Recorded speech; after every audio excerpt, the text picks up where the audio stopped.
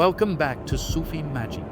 Now, if you are thinking like me, then you should ask another question too.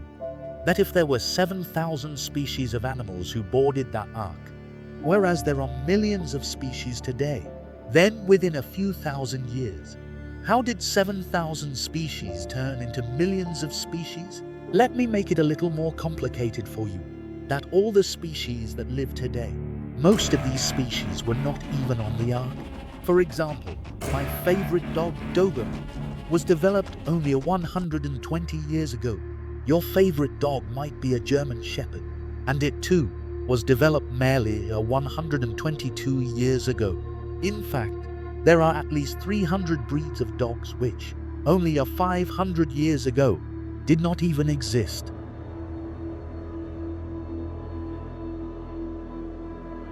Let me tell you a short story. In the year 1880, there lived a man called Karl Dobermann. He was a tax collector, collecting tax from people for the government. Since he had money on him almost all the time, inevitably thieves and robbers would often attack and rob him. Finally, Karl thought about a guard dog, the need of a dog that could guard him, who would be large in size, physically strong, brave and dangerous, and aggressive, and would have intimidating looks. So he started to breed different species of dogs who had such characteristics. He would continue the litter which showed such characteristics and dispose of the rest. And finally, after 20 years of careful hard work, he succeeded to develop such a breed that bears all the characteristics which I just told you about.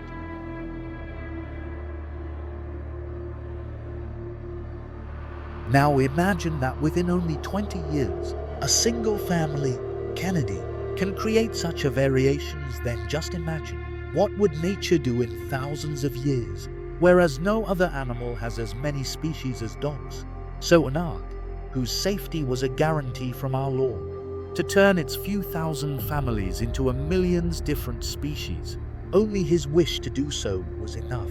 And I'm not surprised on this multiplication, because to write this chapter, I had to study many different species. I saw them, I researched them, and during my research, I have seen such families and species of animals that if I want to write about God-created taxonomy, it would require many more chapters.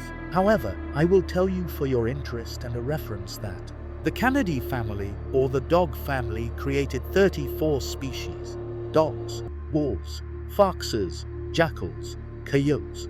All of them are species of unique natures and habits. All have different characteristics and colors, and they all belong to the same zooge, or the same family.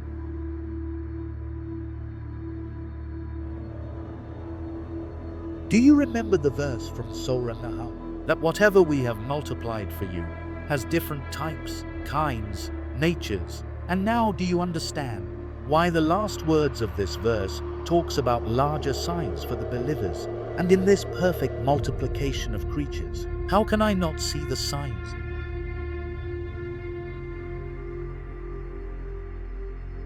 Now, besides the topic of animals, a common question about the flood, which is also the most misinterpreted, not only by the people of the book, but also many Pakistani Muslim scholars, became doubtful that whether this flood was a global one or merely a local one confined to a city.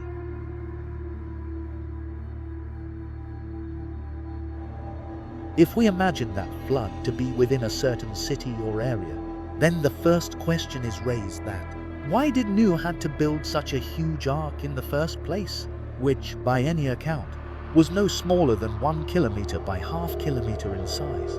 In fact, I have quoted the report in which the smallest size is mentioned. There are other reports besides Ibn Abbas, where the size of the ark reaches even up to 2 kilometers in length. So instead of building such a huge ark, why did Noah, like Hud or Saleh or Lot, did not leave his damned hometown? And then the second question, that why did Noah had to take such a large number of animals along? As we know today that many animals such as rodents and birds, before the flood comes, they can sense the flood and abandon that area.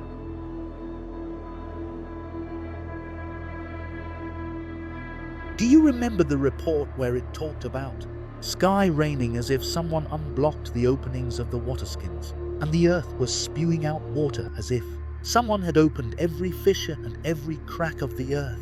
I want to ask you that if a city has situation like this for 40 days and 40 nights, raining and spewing from above and below, will the water remain contained in that city according to the sea level rule? We all know that the water keeps its levels constant. So after such fierce rain, which is described in Surah Qamar that, with a blasting rain, the doors of the sky were opened, would such ungodly rain and spewing water will only contain in a small city? And thirdly, today around the whole world, there are at least 300 legends of a great flood that submerged the entire world, in all different corners of the world, without a global flood. How such legends could have been reached? If it was a local flood, contained within a small city, then distant cultures and mythologies would never have mentioned it.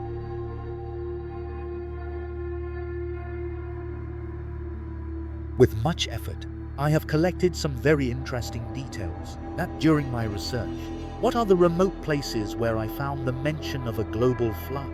But before I take you to those cultures and mythologies, it is essential that we should know the resting location of that ark, a location that will serve us as a landmark, which will help us measure the distances between the ark and those cultures. And believe me, Quran has provided us that landmark. The 44th verse of Surah Hud, according to which the ark rested on Mount Judi. It seems as if in my journey, Quran is guiding me on each step. Mount Judi is located in Turkey, just near to the border of Iraq and Syria. Let me take you 3,500 kilometers from Mount Judi to the Norway.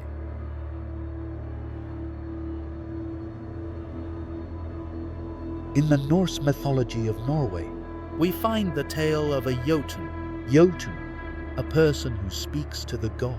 And according to the tale, the Jotun is called Bergelmir, who sets out on a large boat during a huge global flood. In this folklore, the name of Bergelmir immediately caught my attention because of my familiarity with German language. I know that this word Bergelmir has two pronunciations, Bergelmir and Bergelmir. Both of them have the same difference we have in our Urdu words Ana and Ana. Both of them seem to be the same, but they have very different meanings. According to its first pronunciation, it means someone who roars like a bear, whereas the other pronunciation means someone who calls in the mountains. Do you remember what did I tell you?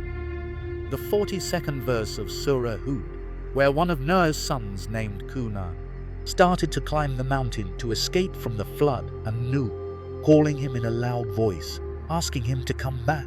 I don't know about you, but the Jotun from Norse mythology, a person who speaks to God, a Bergelmir, who calls among the mountains loudly, who sets sail on a great boat. All these leads are very much relatable for me.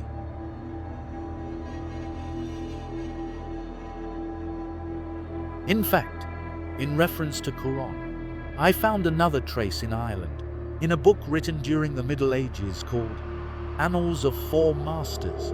This book actually talks about Irish settlement, centuries-old history, and Irish folklores. Annals of Four Masters, meaning the historical record of four kings. This book tells a story about a master named Baith, who, with 54 other men, climbs the mountain to escape the flood. But in the end, he dies.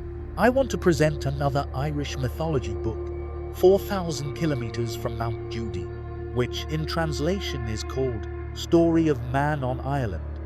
It tells a tale about man's first step over the island after a great global flood.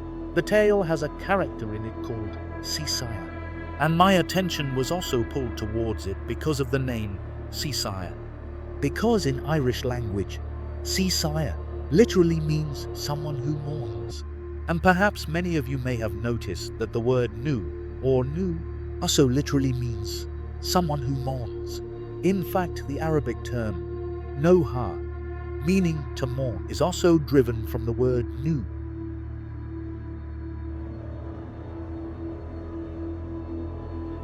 To the opposite direction of Norway, 4,000 kilometers from Judi in India, where there is a concept of Manvantara in the Hindu mythology, which is about the concept of Earth being able to populate again after a great destruction. This concept speaks about a man named Manu, who, among all the people of the world, was the first man to populate the Earth after a great global flood. In fact, the modern Hindi word Manushya, meaning the human, is driven from the word Manushya. Whether there is a similarity in the name and story of Nu and Manu, I'll leave that to you to decide.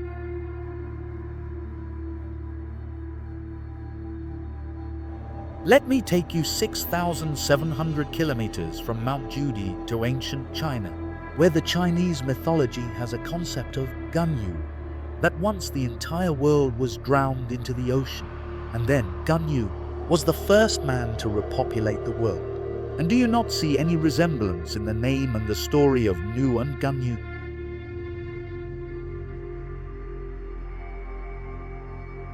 "2,000 kilometers from Mount Judi to Iraq, where, during the digging in the year 1906, a very important clay tablet was discovered, the Sumerian king list.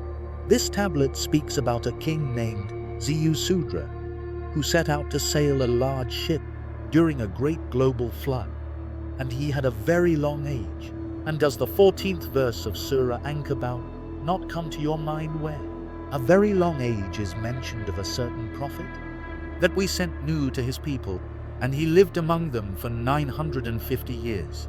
Other tablets discovered from Iraq contain a tablet called Epic of Gilgamesh, in which an entire tablet, from its beginning to its end, speaks about a great global flood, and this certain fragment is called the Flood Tablet. The tablet speaks about an Utnapishtim who was instructed by God about the coming of a great global flood, so build a large ark.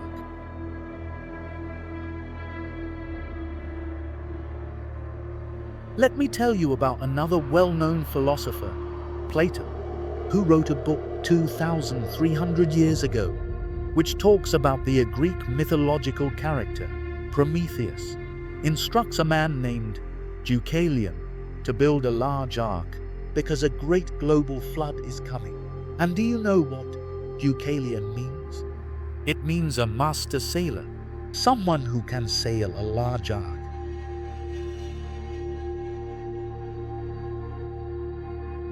Iran is home to one of the oldest religions on earth called Zoroastrianism, which is still alive today in the form of Parsi religion. There is also a legend in it about Mithra caused a stone to spew out the water, which drowned the entire earth. And do you remember the 12th verse of Surah Qamar, which speaks about all the fissures and cracks in the earth spewing out water during a great flood, and the water from earth and sky met?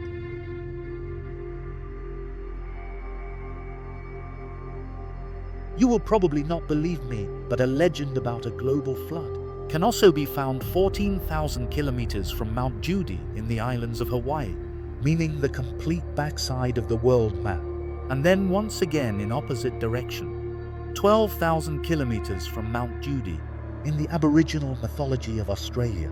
And I tried my best to show you some form of the documented version of Aboriginal legend. But Aboriginal people, just like Arab Bedouins and Mayan people from Guatemala, use the verbal storytelling technique, meaning that they pass the information from generation to generation by storytelling. Those of you familiar with the world map must have noticed that I am intentionally telling you about all the different corners of the world to show you a global and the record of a great flood. And I have told you about only a few places otherwise. There are at least 300 unique cultures where you can find the stories of a great global flood. But keep one thing in your mind, that the true version is only the Quranic version. The only reason to tell you about all these traces in all these foreign cultures was to show you that a great global flood is mentioned in the mythologies all around the world.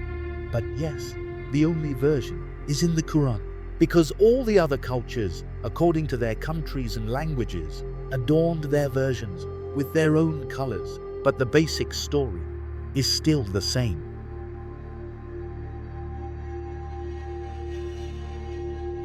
I have presented you enough evidence of a great global flood, but did you even think for a second that? After all, what exactly was the reason of a great flood all over the world? The reason of that flood is not specifically mentioned in Quran, and this was the reason why I told you about Seth, Enoch, and the Book of Enoch in previous chapter, because the Book of Enoch tells the exact reasons for a global flood, with strangest of the details, and not just the Book of Enoch, but also in the Bible, you will find some of the similar traces. What I'm about to tell you is so strange that to hear it, your heart and mind must remain opened. What I'm about to tell you is so unusual and so unorthodox that many of you might not even be able to listen it easily, and I probably wouldn't mention it if I hadn't found unusually relevant evidences from 38,000 years old archaeology. So listen very carefully. If you have ever studied Bible out of curiosity, you may have seen a verse in the book of Jude, which says, "And also Hanuk, who was the seventh after Adam, he made a prophecy that he will come, accompanied with 10,000 of his soldiers to punish you. Whoever among you is unnatural, and he commits unnatural deeds, and speaks unnatural tongue." I will explain the term of unnatural to you in a bit. The same thing is written in Bible in the book of Deuteronomy, but both of the references do not make it any more clear. However, the same thing is written in the book of Enoch in columns 16 and 18. But the book of Enoch gives even further details. And with each paragraph, these details simply become stranger and stranger. And listen carefully to the details only book of Enoch provides. It says that, in the time of our father Jared, on the Mount Hermon, was where 200 of them descended. The eldest of them was called Atza. This name is also used as Atza, Uzzah, Azazel, Samyaza, and Samirus. And he said, "I fear that you will not be willing any longer to do the task, and I will be the only one to face its consequences." And then all of them swore by loudly that we shall do it. At that time, all 200 of them were there on the mountain, and they bound themselves with each other in another sworn by loudly.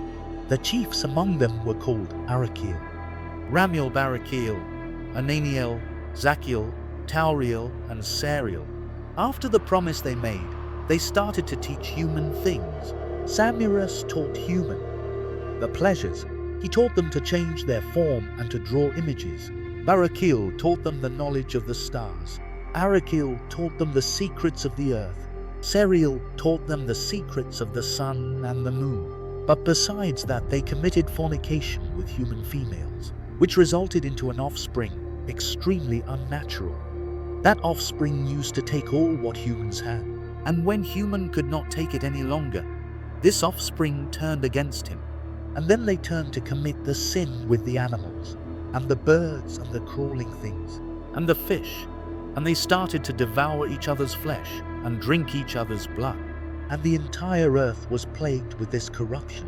And at that time the all-exalted God sent Uriel that passed my message to you, to save yourself, for I am about to destroy the whole world with a great flood that will cover the whole world, and will clean the world with all the unholy things, and will cleanse the world with water. Tell Nu to save himself from this flood, for the world shall repopulate with his children. And then God sent Uriel, who told Nu of the coming destruction, and instructed him to what to do. He, Uriel, tied the hands and feet of Atza, throwing him in a way opened into desert. And when the day will come of the perpetual justice, then he and his unholy litter shall be forced into a pit of fire. If you have listened carefully, then I'm sure you must be feeling awe and confusion both, because this information might be completely new for you. For your better understanding, let me retell this information in a simple manner. This paragraph from the book of Enoch talks about the time of Jared, a name who lived before the time of Enoch. 200 of them descended on a mountain called the Mount Hermon. They gathered on it, and the eldest of them was called Atza or Uzzah or Azazel or Samyaza. And many of you would already be aware that Azazel was the name of Eblis on the first heaven. And this Atza or Uzza or Azazel, said the others, that I suspect that you will be unwilling to do the task which you had promised me to do, and I will be the only one to face the punishment. But then the rest of them loudly renewed their oath to spread the corruption among humans. And then those 200 started to teach humans different things. They taught them different knowledges. They taught humans to change their form, to create images, to create sketches. And at this point, I think of those cave paintings which I told you about. What a Chauvet primer says about them, that they are as if someone had created a basic sketch, and later, many times, someone created images over that sketch by tracing their fingers, as if someone is trying to learn the drawing or the story of the people of Nu. We all have heard that how devils gave them the images of their deceased forefathers, which eventually led them into the idol worship. Besides all this, if those 200, you may call them demons or any non-human creature, if, besides moral corruption of humans, they were also corrupting human females physically, and which resulted an unnatural offspring, and besides human females, they were corrupting the animals too, then the biblical command makes perfect sense to take only the clean animals aboard the ark. Now it's all very interesting, but what evidence do I have to make such claims? Because without evidence, all this is just a baseless claim. In the August of 1908, during an excavation in Austria, a small figure was discovered, an ordinary figure made of limestone, covered with red ochre.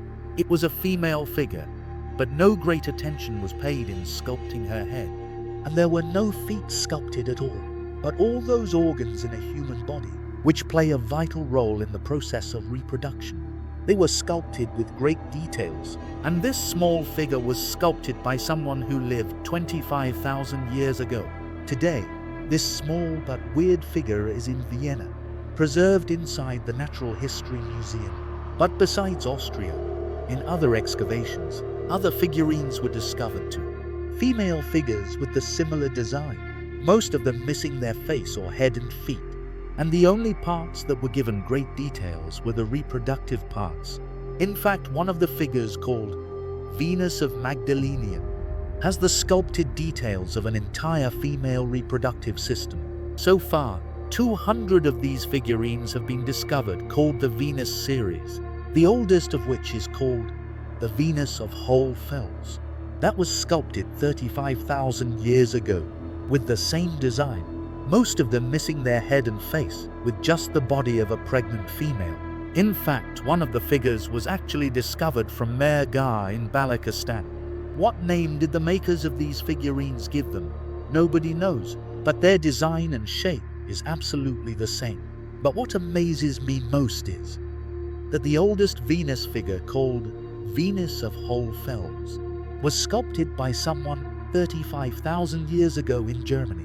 But the most recent sculpted Venus figure was sculpted 24,000 years after that by someone in Switzerland. This is perhaps the most weird part, that in 24,000 years, these figurines have been sculpted without the slightest change in design. The design you see in 35,000 years old figure found in Germany, the very same design applied to the figure sculpted 14,000 years ago in Russia. The makers did not change their design over thousands and thousands of years, most of them missing their head, face and feet. Only a slightly different Venus figure was discovered from a cave in France, called the Venus of Lausel, which is not exactly a figurine, but rather a relief, meaning a shape carved in rock stone. The difference is that the female seems to be carrying some sort of a horn in her hand. And this is the only other Venus figure covered with the red ochre. There are some of the Venus figurines that were found buried in graves, and it seems that someone tried to break them because they have such markings. These Venus figurines were sculpted in the same way for 24,000 years, and so far they have been discovered from Pyrenees Mountains from France, all the way to the Don River in Russia. These figurines were sculpted by who and why? Nobody knows. Dr. Helen Benini wrote a book called The Emergence of Goddess, in which she argues that those people used to see women as a mother figure. But the thing that does not make any sense whatsoever is that why on earth, in the shape of these figurines, sculpted over 24,000 years, there has been no change whatsoever. There is a theory, though, that these figurines were made by women themselves. And the reason of missing faces is that they had no mirrors. They could not see their faces. But this theory does not have any weight, because water in a pond can easily be used as a reflective surface or a natural mirror. Also, this theory does not explain the missing feet, because to see your feet, you do not need a mirror. So the Venus figurines sculpted in multiple countries over thousands of years can only have one rational explanation. They were sculpting what they were watching in front of their eyes. Human females being used for the sole purpose of reproduction. And to show this, they tried to sculpt certain parts of the figurines in details, and what they saw happening to those females.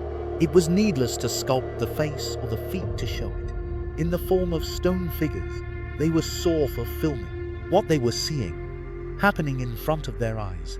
And this is why the shape of their figurines did not change over thousands of years. They kept sculpting what they were watching happening for thousands of years. And besides this, there is no better explanation of these Venus figurines. But if there is any truth in it, what happened to the offspring, which was born in the result of all this, which was spreading like a plague, and to rid the world from which, according to the Book of Enoch, a great global which would cleanse the whole world. In the year 1940, one of the strangest reliefs was found in a cave in France. Someone carved this relief into rock 35,000 years ago, and it is so strange that it was named the Sorcerer of Gobdi-Gabelou, which literally means the magician inside the cave of Gabelou. In the sitting position of a human, a stag with horns on his head, whose head and body is like a stag, but its arms and legs are like humans. In another cave in France, 13,000 years before this, even a stranger painting than this was discovered, which, if I show you, you will not be able to have an idea that whether it was an attempt to paint a human or an animal. This painting is called the Sorcerer of Trois Frères, literally meaning the magician inside the cave of Frères, whose both hind legs are human, whose both arms are human, even its face is human, but its body and its standing posture is like animals, and it also has horns on its head. Besides both of them, a small figure which was created 38,000 years ago by someone. It is called Lowenmensch, a German name which literally means the Lion Man. The Lion Man of Hohenstein Stadel, a figure whose entire body is human, but its head is that of a lion. And this figure is placed in the Old Museum of Germany. I have only given you 3 examples. Cave paintings have an entirely separate category called the visionary cave art. 2 things make these paintings extremely strange. First of which is that these paintings carry strange characters which are half human, half animals. And secondly, there are paintings in which the human form is changing its form. He is shifting his shape. I have a question for you.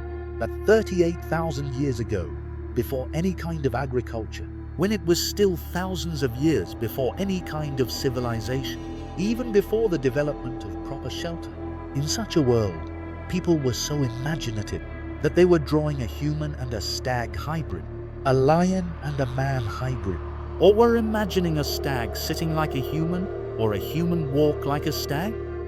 Perhaps not. Purpose. They were making what they saw walking in front of their eyes, and perhaps to clean the world from these ungodly creatures. The coming of a great global flood was necessary.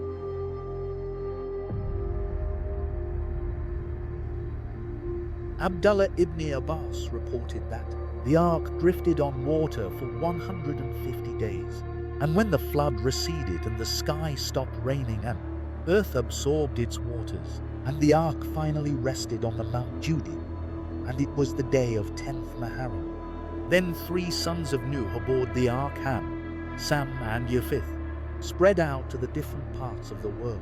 According to a report by Samara, Sam fathered the races of Arab and Asia, And this is reason why we are still called Semitic races. And our language is called a Semitic language. Ham fathered the races of Africa and Berbers, and Yafith fathered the races of Turks and Romans or Europeans. Besides these, there are names of some grandchildren of Nu, for example Asher, and it is quite possible that Ashuri or Assyrians were descendants of that Asher. And in the coming chapters, I will tell you some of the very interesting things about them. Among these grandchildren there is a name Eber, and the word of Hebrew is basically derived from Eber.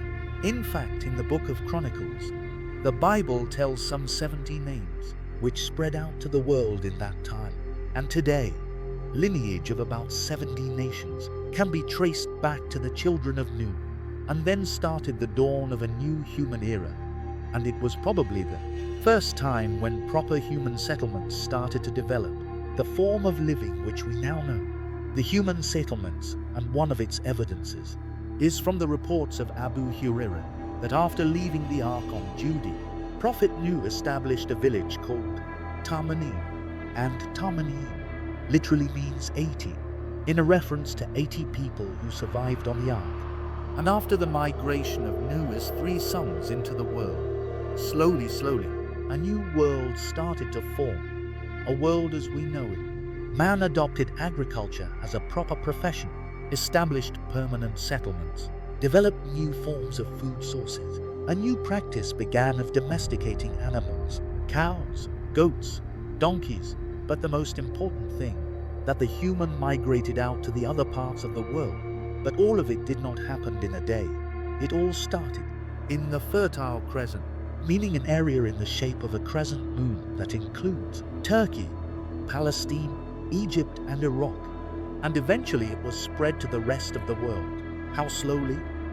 Imagine that the domestication of the full range of animals, it took nearly another 6,000 years. For example, 2 types of camels were only domesticated some 4,000 years ago, and it must have been necessary to leave the Fertile Crescent too, for several reasons. For example, eventual drying up of the Fertile Crescent after the Great Flood.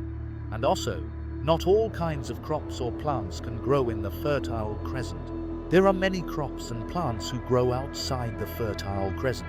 In the tropical regions, for example banana, the best thing about that period is that we have much of its verifiable data. For example, the barley found today in Europe. If you study the genealogy of that barley, you will find out that it had actually come from Fertile Crescent.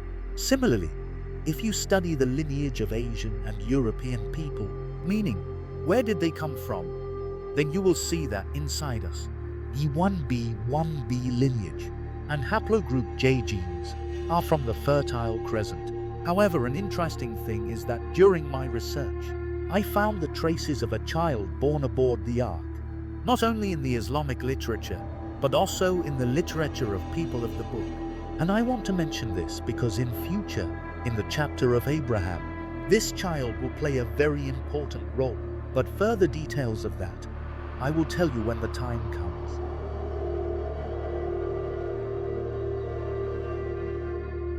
Before I complete this chapter, I want to ask you a question. Did you ever think for a moment that yes, the flood came, clean animals were saved, and once again they repopulated the world? But why did the species distribution take place the way it did? For example, the kangaroos.